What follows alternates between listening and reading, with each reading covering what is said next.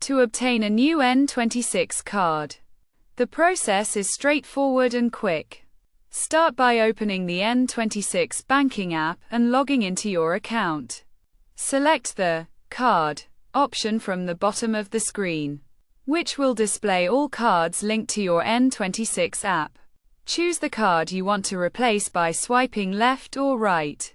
Then scroll down to find the Order a New Card option.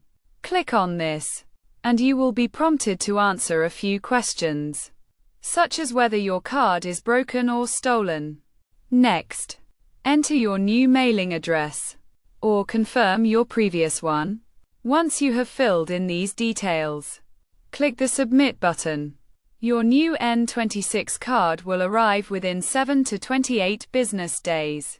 This process is simple and efficient, and following these steps will ensure you receive your new card promptly.